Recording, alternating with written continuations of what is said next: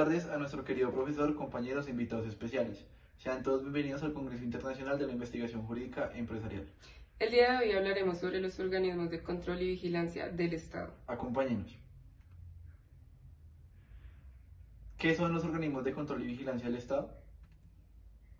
Son aquellos organismos a los que la Constitución política les confía las funciones relacionadas con el control disciplinario y defender el pueblo, y también el control fiscal, que no están adscritos y vinculados a las ramas del poder público. Estructura de los entes de control y vigilancia del Estado. En este momento tenemos lo que es los organismos de control del Estado, la Contraloría General, el Ministerio Público, la Procuraduría General y la Defensoría del Pueblo. Bueno, para iniciar y dar apertura al tema, vamos a ver una serie de documentales que nos pondrán en contexto.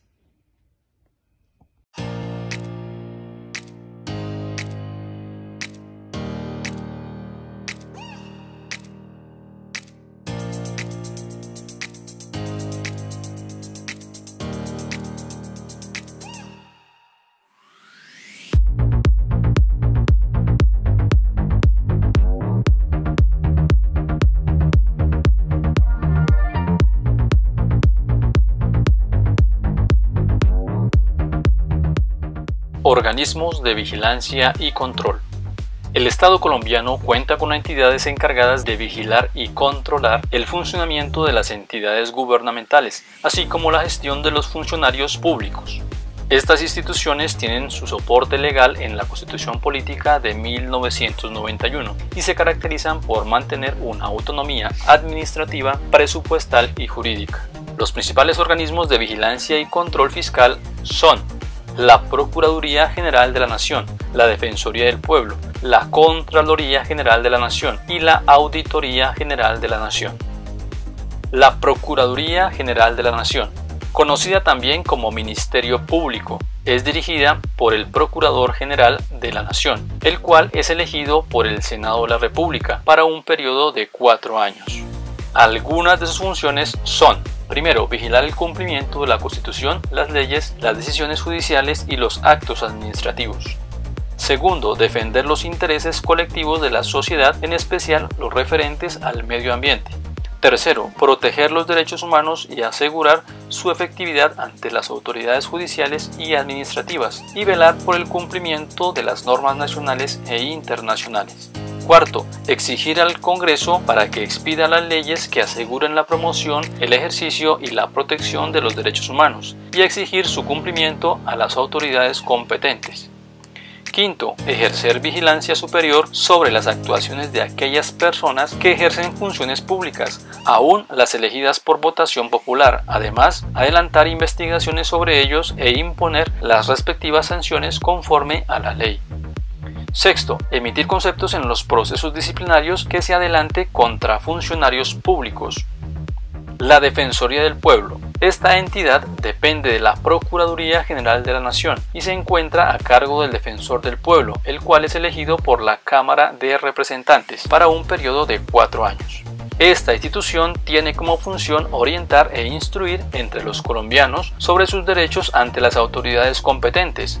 También promover, divulgar y defender los derechos humanos de la población, así como investigar, denunciar y atender las situaciones de violaciones a los derechos humanos. La Contraloría General de la Nación es la entidad encargada de vigilar la gestión fiscal de las administraciones, entidades o personas particulares que controlen y manejen fondos, bienes o recursos del Estado. Para dirigir dicha institución, el Congreso elige al Contralor General de la República por un periodo de 4 años. Las principales funciones de esta entidad son: primero, determinar métodos y formas de rendir cuentas a quienes son responsables del manejo de fondos y bienes de la nación. Segundo, impulsar ante las autoridades investigaciones penales o disciplinarias contra quienes hayan afectado el patrimonio e intereses de la nación. Tercero, establecer la responsabilidad ocasionada por la gestión fiscal de los funcionarios, así como impulsar las sanciones económicas que hayan ocasionado. Para cumplir estas funciones en todo el territorio nacional, la Contraloría cuenta con seccionales en la mayoría de departamentos y ciudades principales. La Auditoría General de la República Este organismo es dirigido por el Auditor General de la República, quien es elegido por un periodo de 2 años por el Consejo de Estado. La función principal de esta institución es la de ejercer la vigilancia de la gestión fiscal de la Contraloría General de la República y de sus múltiples seccionales en todo el país.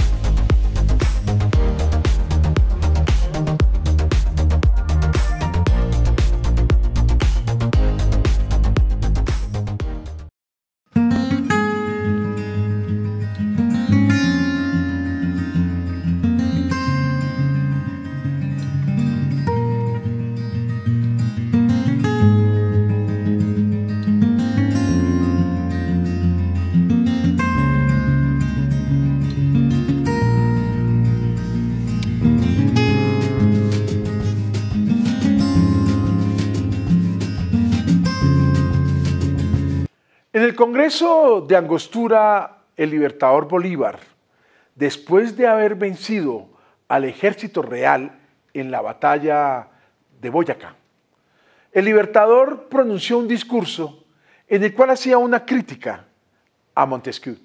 El libertador decía que el poder público debería ejercerse con unas ramas especializadas, pero que no deberían de ser 3, sino que deberían de ser 4 ramas. Y él decía que debía haber una rama que velara por la moral pública para que no existiera corrupción. Porque según el libertador, si este país pisaba la trampa de la corrupción, iba a quedar anclado en el subdesarrollo.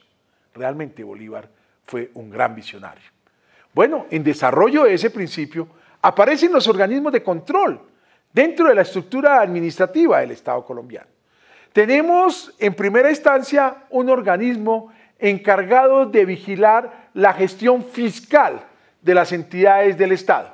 Y esta es la Contraloría General de la República. A ella le compete ejercer control fiscal de forma posterior y selectiva a la gestión fiscal que adelantan las entidades del Estado, a la gestión fiscal que adelantan los servidores públicos al servicio del Estado. ¿Cómo realiza la Contraloría ese control fiscal? ¿Cómo realiza la Contraloría ese control fiscal? A través de 3 procedimientos fundamentalmente. El primer procedimiento es la vigilancia fiscal. La Contraloría, después de la vigencia, después de la ejecución, realiza auditorías a cada una de las entidades del Estado y le realiza un control financiero, un control de legalidad, un control de resultados, un control de legalidad, con el propósito de establecer si esa gestión fiscal se ha realizado de acuerdo a la ley, de acuerdo a la Constitución, de acuerdo a los procedimientos y a los principios de la función administrativa. Si se ha cumplido la Contraloría, entonces emite un concepto y fenece la cuenta. Pero si no se ha cumplido, la Contraloría no fenece la cuenta. Y si la Contraloría en la auditoría encuentra que se ha causado un daño al patrimonio, entonces la Contraloría genera unos hallazgos, que son hallazgos con incidencia fiscal, que darán inicio a la segunda etapa que voy a explicar, que es el proceso de responsabilidad fiscal. Pero si la Contraloría encuentra en su auditoría que no se ha cumplido con la ley, entonces la Contraloría genera unos hallazgos que son hallazgos con incidencia disciplinaria y que los debe poner en conocimiento de la autoridad disciplinaria para que sea sancionado disciplinariamente el responsable de ese no cumplimiento de la ley. Pero también la Contraloría puede encontrar que hay temas de corrupción que tienen que ver con el tema del dolo y que tienen que ver con el tema penal. Y esos son hallazgos con incidencia penal que la Contraloría debe poner en conocimiento de la Fiscalía General de la Nación para que ella adelante la investigación pertinente. Eso es lo que se denomina la vigilancia fiscal. Luego tenemos el segundo proceso que nace del primero, que es el proceso de responsabilidad fiscal. Cuando la Contraloría ha encontrado que hay un daño al patrimonio y ha establecido claramente quién es el responsable de ese daño y ha encontrado que ese daño se generó por dolo o por omisión y que hay nexo causal entre ellos, empieza un proceso de responsabilidad fiscal a fin de hacer responder patrimonialmente al responsable para que él, a través de entregar los dineros que causaron el daño, resarza el daño causado al Estado. Y el otro procedimiento que también nace de este segundo es el del cobro coactivo. La Contraloría tiene facultades para adelantar el cobro coactivo. Es decir, si es necesario embargar y rematar los bienes de aquel que fue responsable del daño fiscal, lo podrá hacer la Contraloría a fin de resarcir el daño causado. El otro organismo de control es el Ministerio Público, en cabeza del señor Procurador General de la Nación, quien cumple fundamentalmente tres funciones. Este sí tiene una función preventiva, tiene una función de ministerio público para defender la ley y tiene una función disciplinaria. De tal manera que el señor Procurador puede, a través de sus conceptos, prevenir para que no se vayan a cometer faltas disciplinarias. Pero también en las actuaciones judiciales, el señor Procurador actúa como ministerio público para que se conserve, se respete y impere la ley. Y también el Procurador actúa como autoridad disciplinaria. Cuando un servidor público incumple la ley o está inmerso de una conducta disciplinaria de las que están claramente señaladas en el Código Disciplinario, entonces adelanta procesos disciplinarios que pueden terminar con una sanción al servidor público según la falta cometida, si es leve, grave o gravísima. Y esas sanciones pueden ser un llamado de atención, la suspensión, la multa o la destitución. A nivel territorial, los departamentos y los municipios tienen contralorías municipales y departamentales, los municipios de primera categoría y los departamentos. Y digamos que el Ministerio Público a nivel municipal está representado por el señor personero municipal. El personero municipal cumple funciones de Ministerio Público, de veedor y de defensor de los derechos humanos.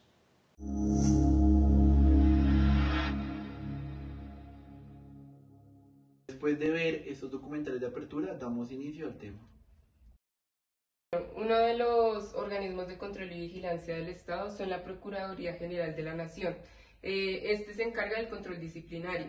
También ejerce el control disciplinario del servidor público, adelantando las investigaciones y sancionando a los funcionarios que incurran en faltas disciplinarias y en el desempeño de las funciones. De igual manera, adelanta las investigaciones cuando se presentan irregularidades en el manejo del patrimonio público. Lo anterior del artículo a los establecidos del artículo 277 de la Constitución Política de Colombia de 1991.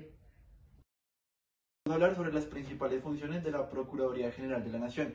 La primera es vigilar el cumplimiento de la Constitución, las leyes, las decisiones judiciales y actos administrativos. La segunda es defender los intereses colectivos de la sociedad referentes al medio ambiente. La tercera es proteger los derechos humanos, asegurar su efectividad ante las autoridades judiciales y administrativas y velar por el cumplimiento de las normas nacionales e internacionales.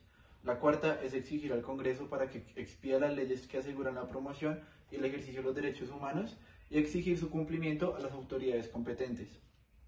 La quinta es ejercer vigilancia superior sobre las actuaciones de aquellas personas que ejercen funciones públicas, aún las elegidas por votación popular, además adelantar investigaciones sobre ellos e imponer las respectivas sanciones conforme a la ley. Y por último, la sexta, que es emitir conceptos en los procesos disciplinarios que se adelantan contra funcionarios públicos. Bueno, ahora seguimos con los nombramientos de la Procuraduría General de la Nación. Entonces, según el decreto 262 de 2000, dice que el Procurador General de la Nación será elegido por el Senado de la República para un periodo de 4 años, que inicia en septiembre del año electo, con una terna integrada por un candidato del presidente de la República, uno de la Corte Suprema de Justicia y otro del Consejo de Estado. También los nombres de los candidatos serán presentados al Senado de la República a más tardar el día 10 de agosto del año de elección, y este deberá efectuarse antes del 20 del mismo mes. Por último, derogado por el artículo 262 del decreto 262 del 2000, para ser Procurador General de la Nación se requieren las mismas cualidades exigidas para ser magistrado de la Corte Suprema de Justicia, Corte Constitucional o Consejo de Estado, el cual tomará posesión ante el Presidente de la República. No podrá ser elegido ni desempeñar el cargo de Procurador General de la Nación los siguientes personas que hayan cumplido los siguientes aspectos: quien haya sido condenado por sentencia judicial ejecutoria a pena privativa de la libertad, excepto por delitos políticos o culposos; quien en proceso disciplinario haya sido sancionado por autoridad competente en decisión ejecutoria con destitución o suspensión del cargo; quien haya sido excluido por medio de decisión ejecutoria del ejercicio de una profesión; quien se halle en una interdicción judicial; quien haya sido objeto de resolución acusatoria debidamente ejecutada mientras se defina su situación jurídica, salvo si aquella se prefirió por delitos políticos o culposos; quien sea pariente dentro del cuarto grado de consanguinidad, primero de afinidad o primero civil, o tenga vínculos por matrimonio o unión permanente con los senadores que intervienen en su elección con los miembros de la corporación que lo candidatiza para el cargo o con el presidente de la República. Y por último, las demás que la señalé, la Constitución y la ley. Según el decreto 262 de 2000, la estructura orgánica de la Procuraduría General de la Nación se conforma por las siguientes dependencias. Como podemos ver, inicia por el despacho del Procurador General. A mano izquierda encontramos las Procuradurías delegadas, que están conformadas por las Procuradurías Judiciales. También encontramos la Sala Disciplinaria, la Procuraduría Auxiliar para Asuntos Constitucionales, la Procuraduría Auxiliar para Asuntos Disciplinarios, la Dirección Nacional de Investigaciones Especiales, que está conformada por la Unidad Técnica Científica y de Policía Judicial, también por la Unidad Anticorrupción y por último la Unidad de Derechos Humanos. También encontramos el Instituto de Estudios del Ministerio Público, que está conformado por la División de Investigaciones Sociopolíticas, la División de Capacitación, la División Administrativa y Financiera. También encontramos la Veeduría, las Procuradurías Regionales, que están conformadas por las Procuradurías Provisionales y por último las Procuradurías Distritales. A mano derecha encontramos el despacho del Viceprocurador. Esta está conformada por la División de Registro, Control y Correspondencia. También encontramos la División de Documentación, que está conformada también por la Biblioteca, Archivo y Relatoría, y por último la División de Seguridad. También encontramos la Secretaría General, que está conformada por la División de Gestión Humana, la División Financiera, la División Administrativa, la División de Centro de Atención al Servidor y por último la División de Centro de Atención al Público. También encontramos la Oficina Jurídica, la Oficina de Sistemas, la Oficina de Control Interno, la Oficina de Planeación, la Oficina de Selección y Carrera y por último la Oficina de Prensa. Bueno, el siguiente organismo de control y vigilancia que encontramos es la Defensoría del Pueblo, que es un organismo que forma parte del Ministerio Público y ejerce las funciones bajo la suprema dirección del Procurador General de la Nación, y le corresponde esencialmente velar por la promoción y el ejercicio y la divulgación de los derechos humanos. Se encuentra establecido en el artículo 281 de la Constitución Política. En la Ley 24 de 1992 se establece la organización y funcionamiento de la Defensoría del Pueblo. Ahora vamos a hablar sobre las principales funciones de la Defensoría del Pueblo. Su función principal es orientar e instruir a los colombianos sobre sus derechos ante las autoridades públicas competentes. También se encarga de promover, divulgar y defender los derechos humanos de la población civil frente a cualquier caso existente de violación de los anteriormente mencionados. La Defensoría del Pueblo es la responsable por investigar, denunciar e informar la violación de los derechos humanos de forma pública. Tenemos exactamente 5 motivos que se encarga de cumplir.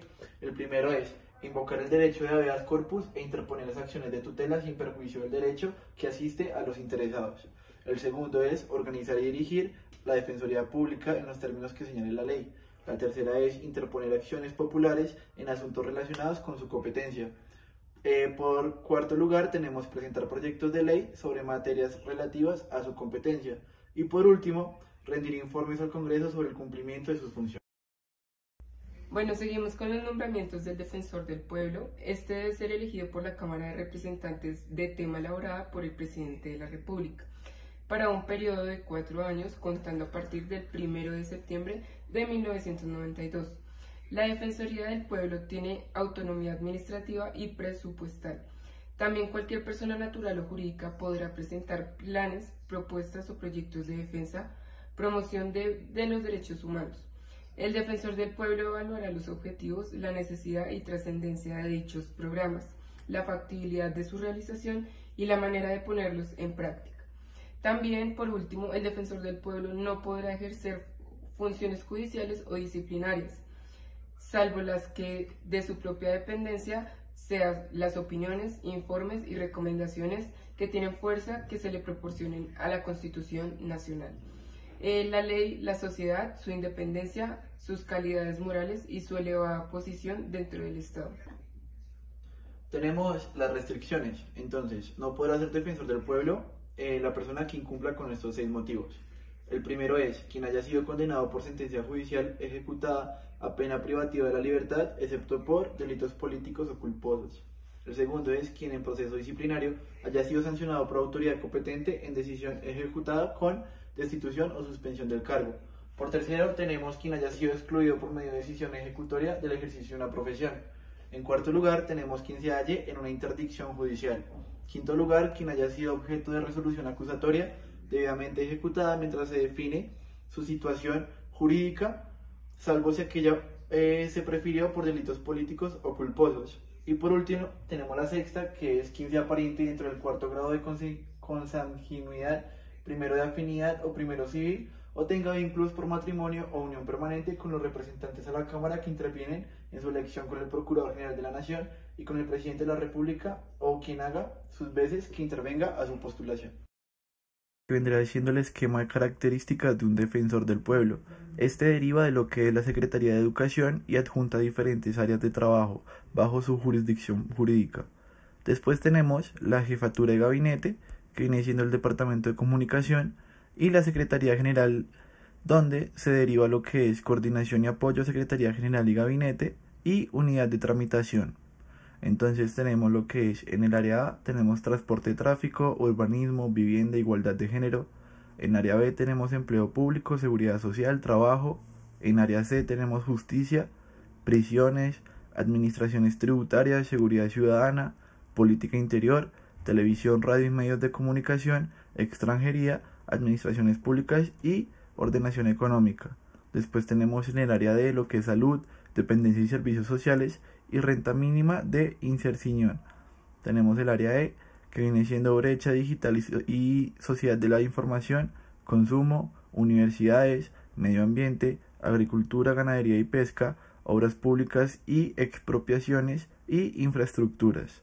Tenemos el área F, que viene siendo menores, educación, cultura y deportes, área M, que viene siendo mediación, y por último la área I, que viene siendo información y atención a la ciudadanía. Esto, cada una de las áreas son los delegados de protección de datos y básicamente se basan en 5 características muy importantes, como lo es la informática, la gestión económica y contabilidad, la documentación pública y biblioteca y registro y servicios generales. Por último tenemos los organismos de control y vigilancia que se rigen mediante el decreto ley 1421, artículo 5, autoridades donde el gobierno y la administración del Distrito Capital están a cargo de la sujeción a las disposiciones de la ley y los acuerdos distritales locales de la ciudadanía y la comunidad organizada, cumpliendo funciones administrativas y vigilarán, controlarán el ejercicio que otros hagan de ellas por medio de los organismos de control y vigilancia como lo son la personería y la veeduría. Personería. Las personerías son organismos de control y vigilancia de las respectivas entidades territoriales que ejercen la función de Ministerio Público y que están encargadas de la defensa, protección y promoción de los derechos humanos en su jurisdicción, así como de ejercer el control disciplinario en el municipio, la guarda del interés público y de los principios del Estado Social de Derecho y de la promoción del control social de la gestión pública. Bueno, servicios que presta la personería. Usted podrá conciliar a la personería todos los asuntos susceptibles de conciliación, aquellos sobre los que la ley permite transacción, arreglo directo o desistimiento, con excepción de los de la naturaleza laboral o conflictos en los que involucre entidades estatales. Están la promoción de derechos, la defensa de derechos, la prevención y control de la gestión pública, la vigilancia de la conducta de los servidores públicos, las notificaciones de aviso, niños, niñas y adolescentes, la CIMA y, por último, el calendario. Nombramientos. Ante la inexistencia de disposición normativa que precisa con claridad y exactitud la ubicación de las personerías en el entramado institucional del poder público, la jurisprudencia de lo contencioso administrativo, a partir de lo dispuesto en el artículo 313.8 de la Constitución, que atribuye a los consejos municipales la tarea de elegir a los personeros, ha considerado que estos últimos son servidores públicos del nivel local, de manera que hacen parte de la estructura orgánica de la administración municipal. En efecto, el artículo 303, numeral 8 de la Constitución perpetua que los consejos municipales corresponden, entre otros, a elegir personero para el periodo que fije la ley y los demás funcionarios que éste determine. Como podemos observar en esta estructura, tiene inicio el personero municipal. A mano izquierda encontramos la oficina de planeación, seguido la unidad para la guarda y promoción de los derechos humanos. También encontramos la personería auxiliar. También encontramos unidad para la vigilancia de la conducta oficial, seguido la dirección de control interno, también unidad para la protección del interés público y por último las oficinas de comunicaciones. Bueno, ahora seguimos con la veeduría. Según la Ley 850 de 2003, por medio de la cual se reglamentan las veedurías ciudadanas, decreta que se entiende por veeduría ciudadana el mecanismo democrático de representación que le permite a los ciudadanos o a las diferentes organizaciones comunitarias ejercer la vigilancia sobre la gestión pública respecto a las autoridades administrativas, políticas, judiciales, electorales, legislativas y órganos de control, así como de las entidades públicas o privadas, organizaciones no gubernamentales de carácter nacional o internacional que operen en el país, encargadas de la ejecución de un programa, proyecto, contrato o de la prestación de un servicio público. Servicios que presta la veeduría. Las veedurías ejercen vigilancia preventiva y posterior del proceso de gestión, haciendo recomendaciones escritas y oportunas ante las entidades que ejecutan el programa, proyecto o contrato y ante los organismos de control del Estado para mejorar la eficiencia institucional y la actuación de los funcionarios públicos. El ámbito de ejercicio de la vigilancia. Las veedurías ejercerán la vigilancia en ámbito nacional, departamental, municipal y demás entidades territoriales sobre la gestión pública y los resultados de los mismos. Trátese de organismos, entidades o dependencias del actor central o descentralizado de la administración pública. En el caso de organismos descentralizados, creados en forma indirecta o de empresa con participación del capital privado y público, tendrán derecho a ejercer la vigilancia sobre los recursos de origen público. Los nombramientos que se tienen en la veeduría es que según el decreto 1421 de 1993, a nivel nacional, para ser nombrado veedor se requiere ser colombiano de nacimiento, ciudadano en ejercicio y tener más de 30 años de edad y además haber desempeñado alguno de los cargos de magistrado de tribunal superior o administrativo o haber ejercido con buen crédito por 5 años una profesión con un título universitario. El veedor será nombrado por el alcalde mayor para un periodo igual al suyo o lo que falte de este.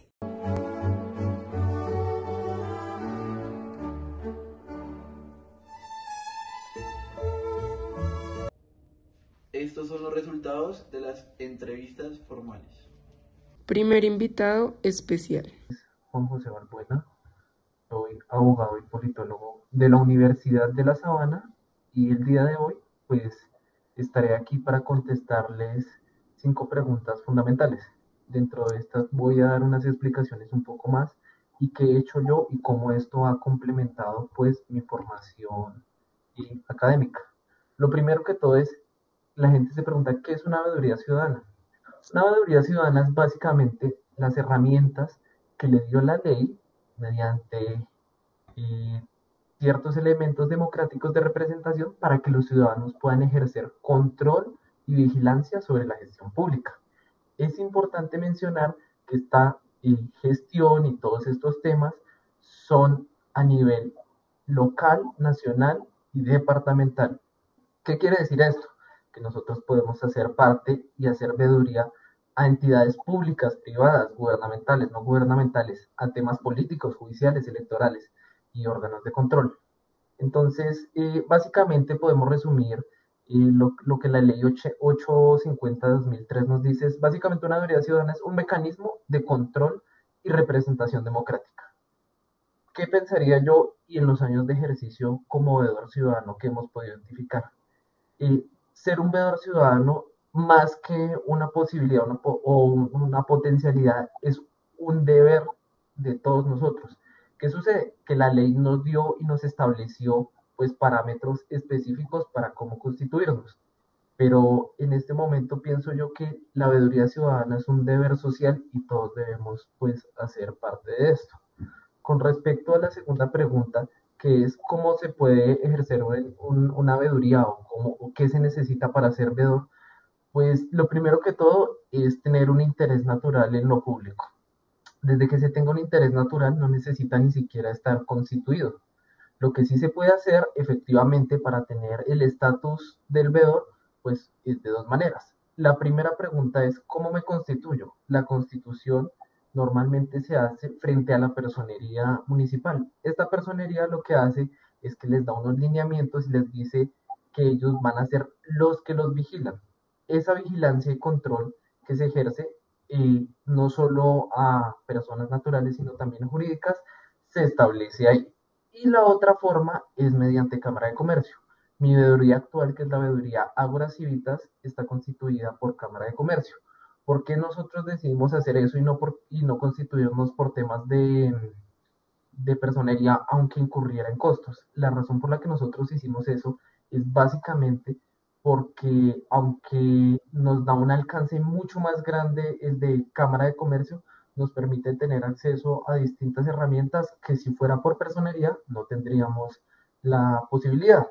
Pero esa constitución de la veeduría, básicamente, ¿qué se le solicita? Independiente de si es personería o si es un tema de Cámara de Comercio. La solicitud es básicamente que se establezcan y se creen unos estatutos y que digan quién es el ente regulador de la veeduría.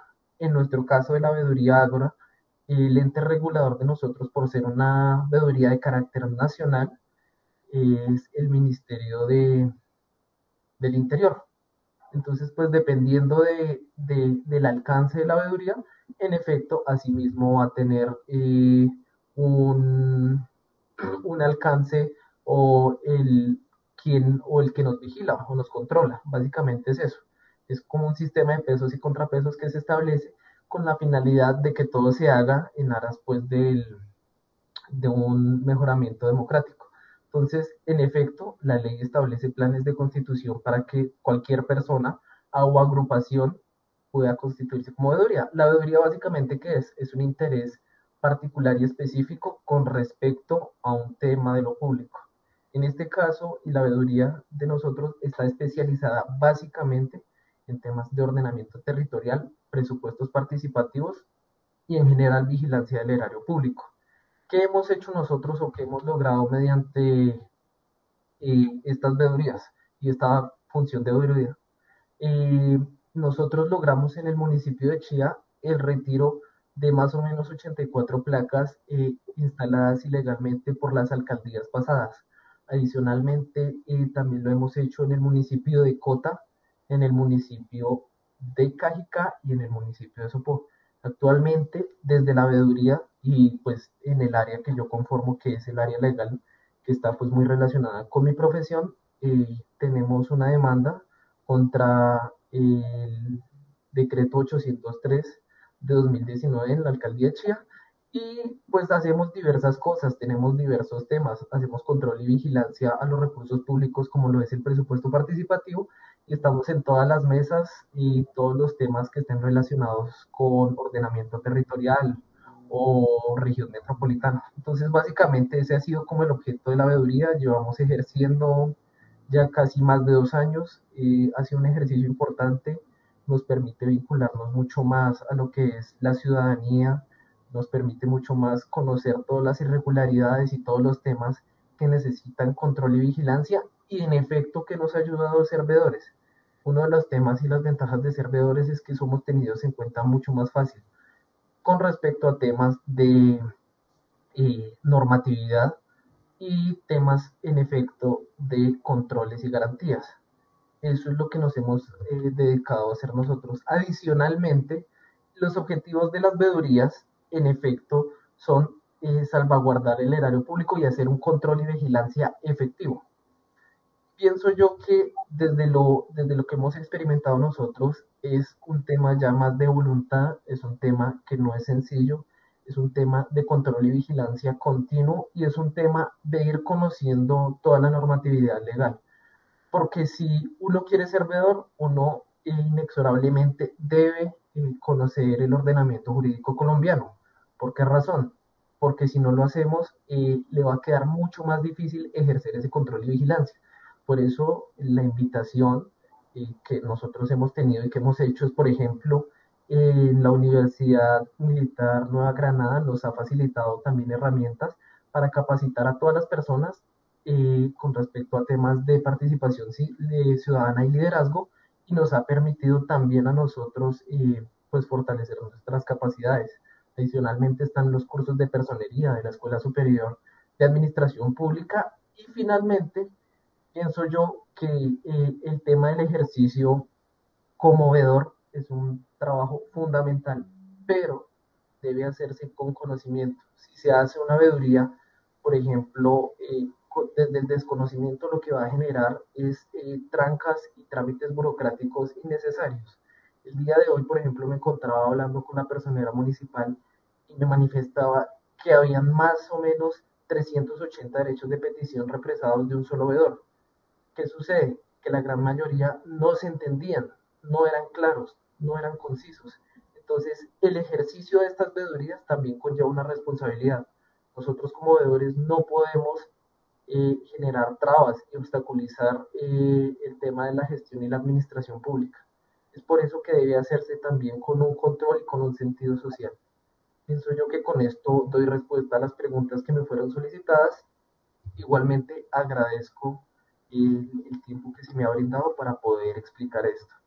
De antemano, muchas gracias. Visítenos en nosotros en la página de la veeduría, es Veeduría Ágora Civitas en Facebook. Cualquier otra cosa o mi teléfono si es requerido, se les podrá ser suministrado. Muchas gracias. Segundo invitado especial.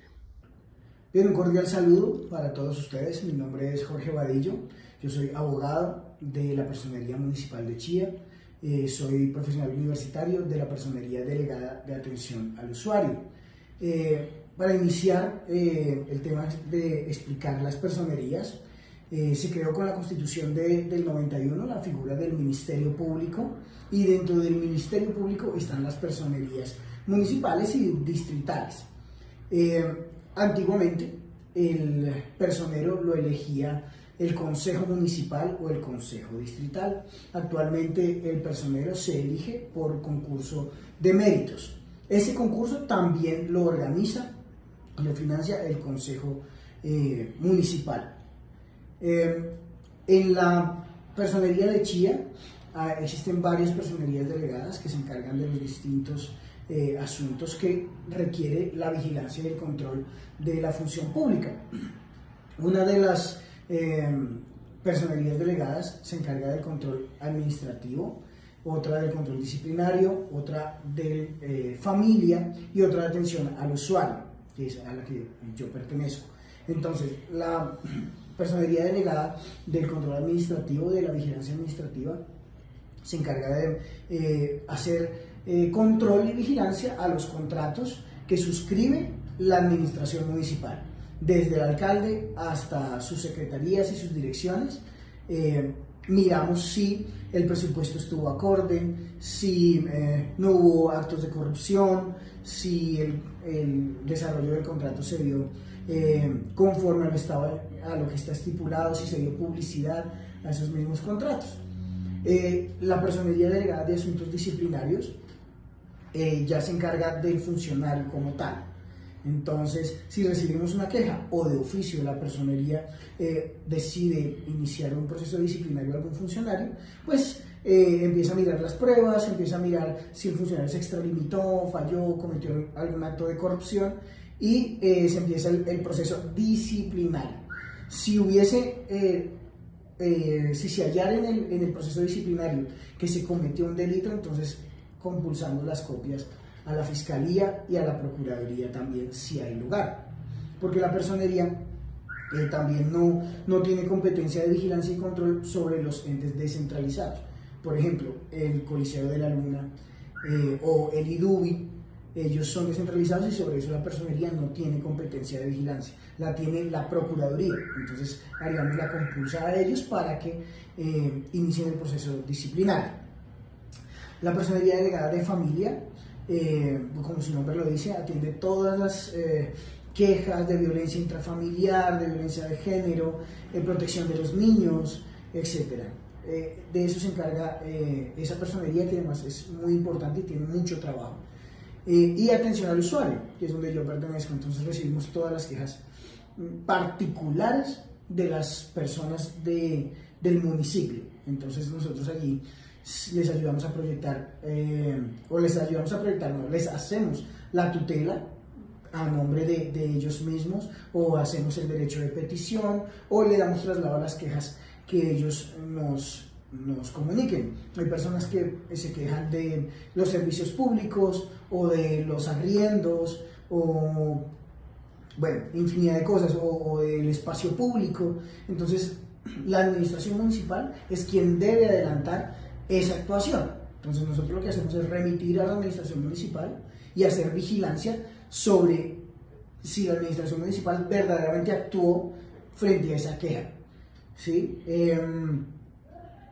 Antiguamente el personero lo elegía el consejo municipal, entre ellos, entre la misma corporación votaban, y la mitad más uno elegía al personero. Actualmente el personero se elige por concurso de méritos, que lo promociona y lo coordina también el Consejo Municipal o el Consejo Distrital. Ahora, una de las preguntas que las personas se hacen es: ¿quién vigila al que vigila? Entonces, a nosotros y a las personerías municipales nos vigila la Procuraduría, la Contraloría y el Consejo Municipal también, cada uno en su competencia. La Contraloría en cuanto a los recursos públicos, la Procuraduría en cuanto también a nuestras funciones como servidores públicos, como funcionarios públicos, y el Consejo en cuanto a lo social y lo político, para que nosotros sí estemos atendiendo a la comunidad, estamos pendientes de atender sus quejas y adelantar los debidos procesos a los que haya lugar con la administración municipal. Algo importante también para resaltar es que las personerías tienen competencia local. ¿Sí? Si una persona tiene un conflicto en otro municipio, la personería de Chía no podría atenderlo, tendría que dirigirse a la personería de ese municipio. Eso es básicamente el funcionamiento de la personería municipal. Estamos a la cabeza de la doctora Faisuli Blanco.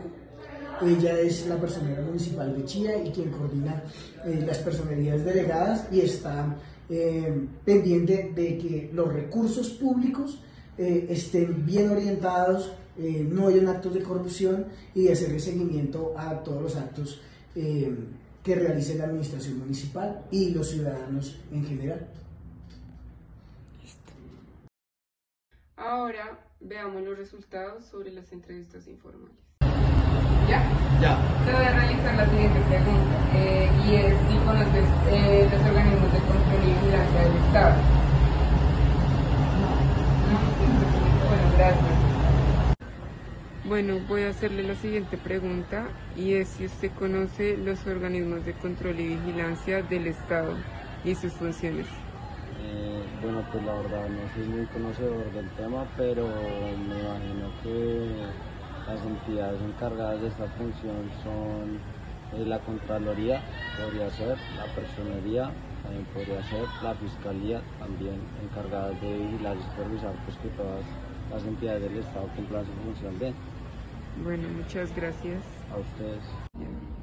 Hola, te voy a hacer la siguiente pregunta y es si tienes conocimiento sobre los organismos de control y vigilancia del Estado y sus funciones. No, la verdad no tengo ningún conocimiento. Bueno, muchas gracias. Bueno, la siguiente pregunta es si tiene conocimiento sobre los organismos de control y vigilancia del Estado y sus funciones. No, la verdad, he escuchado muy poca información sobre eso, entonces no te podría dar una respuesta concreta. Bueno, muchas gracias. Y bueno, eso fue todo por hoy. Muchas gracias por su atención.